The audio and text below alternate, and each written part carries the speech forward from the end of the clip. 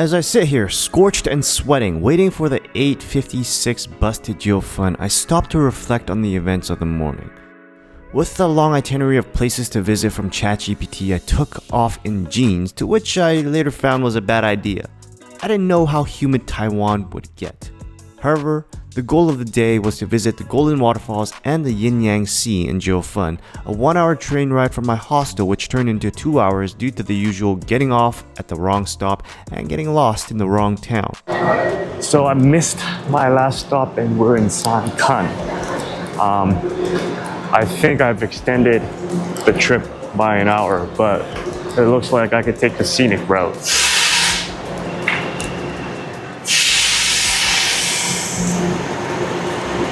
Tell you what, we're not in Kansas anymore.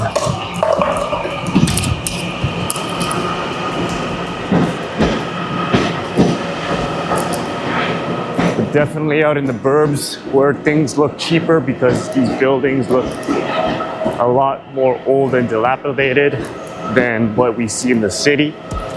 So I guess what people do is if they couldn't afford Taipei, which I think a lot of people can, they come out here and they take the train into the city for work and take it back when they end their shift. Unfortunately, the excitement I had as our bus approached the waterfalls and the sea quickly turned into disappointment. The place looked smaller, less wondrous than I expected.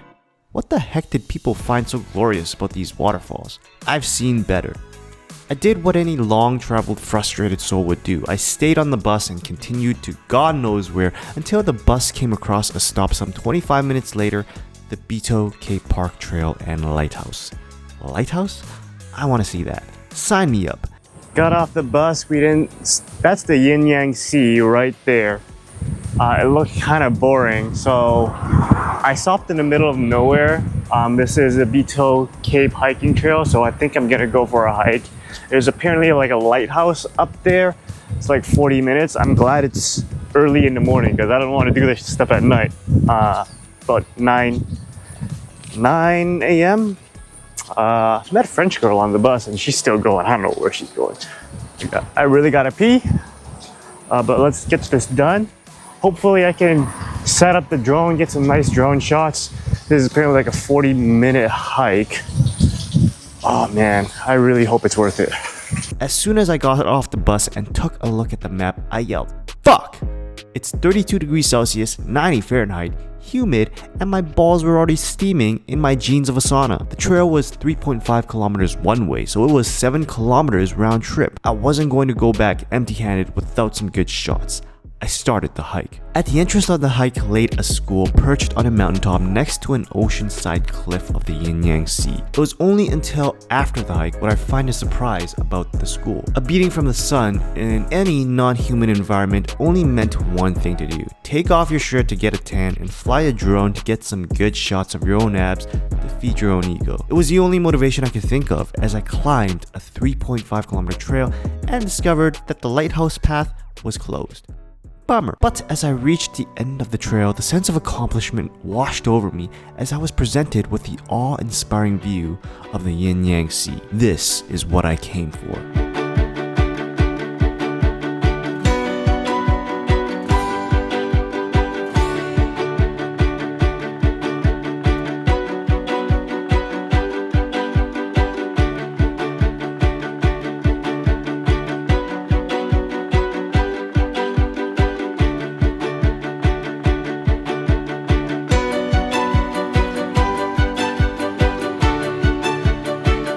Trekking back the 3.5 kilometers to the trail entrance, I decided to fly my drone around the school. The building felt empty, and it seemed like the entire school of 5 children were outside yelling, "Feiji, Feiji," Chinese for drone, drone, as I stalked the building with a camera. I swear, if I did this anywhere in America, you'd see me in handcuffs. With my drone hovering, I felt a tint of pity as I realized these children, tucked away in the seemingly off-grid mountains might never own their own drone or even leave this fishing town. The journey back to Taipei is followed with a stop to Jiufen. Recommended visit for any and all tourists, especially those who love anime, specifically fans of Spirited Away, to which Jiufen heavily inspired Hayao Miyazaki. For the next 45 minutes to an hour, climb up the stairs and frequent the shops as you make your way to Ame Tea House, to which you'll spend the next 2 to 3 hours sipping off tea on shot glasses. I'll be fair, the tea and the assortment of sweets are a tourist trap. You're really paying for the well-situated view on the balcony of Ame Tea House. Admiring the homes, buildings, and piers overlooking the ocean, I reflected on the day. A sense of gratefulness washed through me as I thought to myself, Bitou, a small fishing town in Taiwan. Jiufen, a complete village that lives off tourism.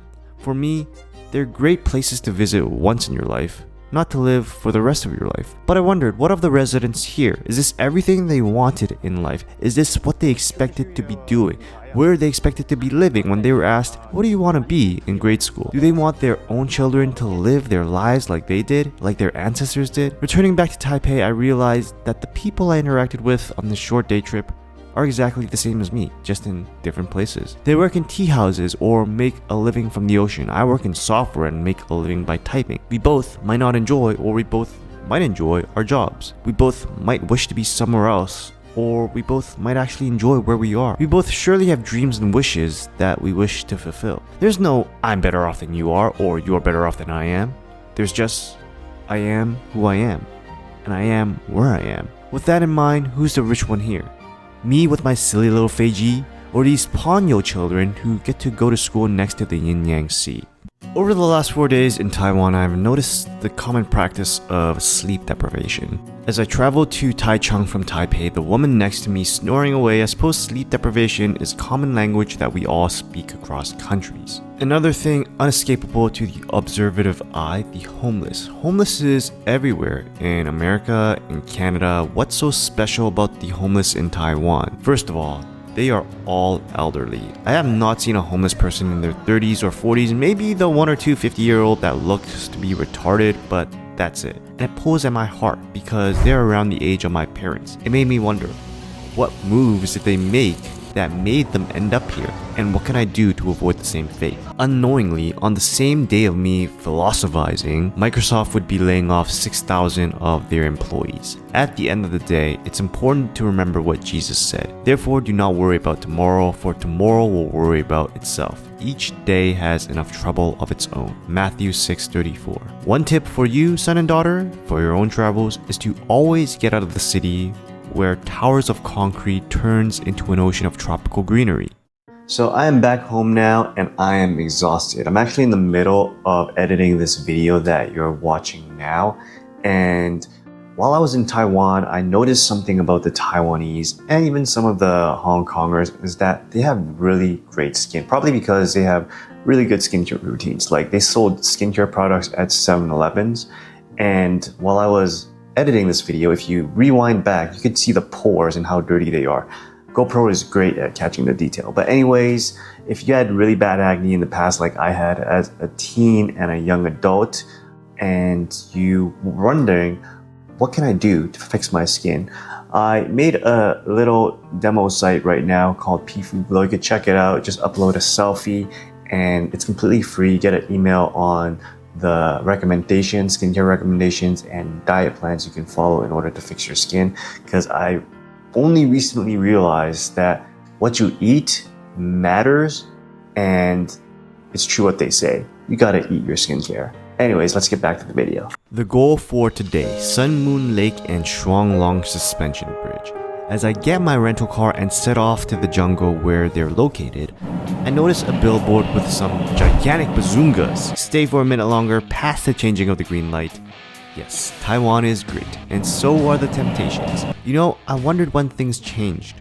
Maybe it's because I'm closing in on my mid-30s where my testosterone is slowly declining. I remember my hot-blooded 20s where whenever you're traveling, you go for chaos, you stay in the cities, you try to have a fling, and you fail miserably. Driving into the tunnel, a flush of nostalgia and excitement fulfills me. I've always loved going through tunnels. I remember going on school trips where the bus would go under a tunnel, and the kids would scream with excitement. The same excitement flows within me, not because of the fucking tunnel, but because of the surrounding nature. the green, the unassuming.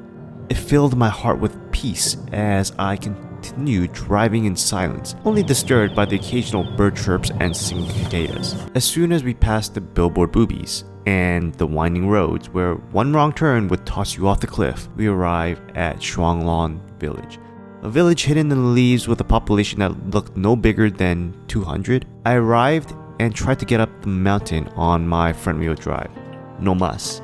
I doubled back to the parking lot I spotted earlier and was told that the suspension bridge was closed on Wednesdays. When you travel 7,800 miles, you're not going to leave without getting some shots. Pushed by the local tourists who encouraged me to hike up the 500 meters to see a closed sign, I hesitated a minute thinking, I don't want to waste my time and effort to see jack shit. But I pushed past my doubts and hauled ass. Glad I did, because I did see the closed sign along with a small clearing in the trees that allowed me to get my drone up. Could very well have lost my drone, but that's what drone insurance is for. It's to risk it for the biscuit.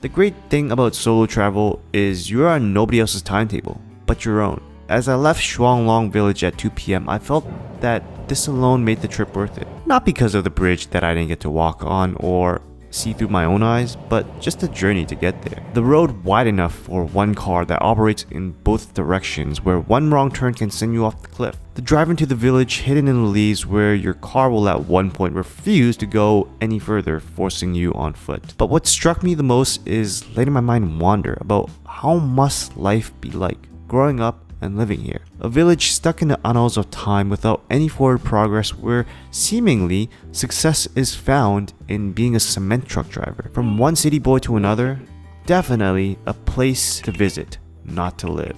I mean, how else are we going to distract ourselves with YouTube, Instagram, and TikTok? A hike in the mountains? Go fuck yourself. One can't finish their day at 2 p.m. with 5 more hours of sunlight. Sian Pagoda at Sun Moon Lake was on the list of to-dos. I was feeling fresh, accompanied from doing a 500-meter hike at Shuanglong before I stood in front of the entrance of the Sian Pagoda. Another 700-meter hike to the pagoda? Are you fucking kidding me? I thought to myself. Do you see the pattern? Every time you say to yourself, fuck, is when you should start moving. Before I further demotivate myself, I took the first step and just moved. There isn't much left to wander here. It's a pagoda on top of a mountain, built by Chiang Kai-shek in memory of his mother in 1971. If you are ever around, you should definitely check it out and climb to the top of the pagoda. You'll get some great views and some wicked shots.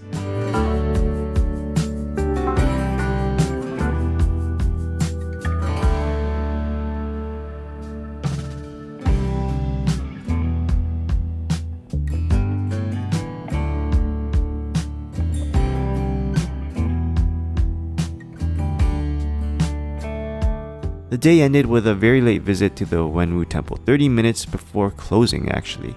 What's noted as a popular and heavily trafficked place in the day becomes an eerily quiet temple to visit at night. As a Christian walking into the temple of metal gods, gods that my ancestors worshipped fervently, gods to which I reject, I knew that physically this was a safe place. But spiritually, I felt unwelcomed. I don't know if it was because of the night or because it was almost closing time. A sense of unease followed me as I strode throughout the temple. As I left the temple, it really hit home that if nirvana or heaven are places we end up, I won't ever meet my ancestors or relatives in nirvana. Throughout my entire life, I grew up in the city of Vancouver. Population 700,000. It's not Montreal or Toronto, but you would have thought it'd be bigger. I did too. Still, it's much bigger than the villages and townships we found ourselves in. A new lesson I learned early in this trip is to always rent a car when you're abroad, and then car camp over a mountain. That's exactly what I did on the Jinlong Sunrise Trail.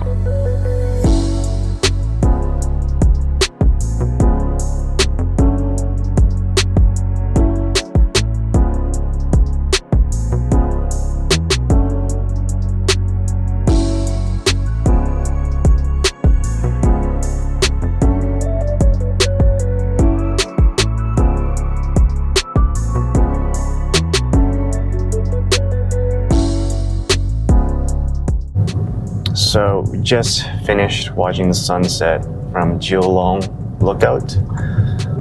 Now we're just going on a drive, and I don't have a car anymore, but I miss the days when I could just go out on morning drives. I did that a lot when I was doing my paragliding lessons, and that was before I awoken. I think you could call it that way. I was living in the Matrix until that happened. During those flights, because the paragliding school was outside of Birmingham, Alabama, it was in Tennessee, I would take these like 3-hour-long drives in the morning. It was just a great time to reflect, and while everybody's still sleeping in on the weekends, you're out there with yourself and your thoughts. And I think this trip kind of had that purpose in mind in a very non-clear manner, but I wanted to do a trip where I could just be on my own, do what I want, and just be with my thoughts. And I think in this world of like social media and everything vying for our attention, and just being lost out here in the mountains is something that is super valuable, that is missed in the society that we live in right now. So when I see people here living in the countryside, being detached, being off grid, and me, who's a city boy who's always connected, I mean, who's the lucky one here? Coming back into the city, I find myself welcomed by the familiar hustle and bustle. The racing of cars and scooters as men and women race to their jobs to earn a living, to save for their retirement. There is only one sole focus: me. Is that what I live in? Is that what I live for? The cities in Taiwan are not much different than that of America. Hop on any train, walk to anywhere, and you'll see that the best friends of almost every individual is your phone. Yet before the beauty of the sunrise in the Jinlong Mountains, I witnessed something even more magical.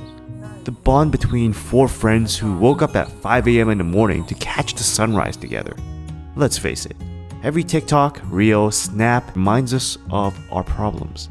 But to see 4 guys joke around on top of a mountain without a care in the world before the sunrise in 2025, maybe the answer to everything is to say, fuck it. As we take one step forward at the entrance of an intimidating mountain height, it might look like shit at base, but I swear, the views at the top are worth it.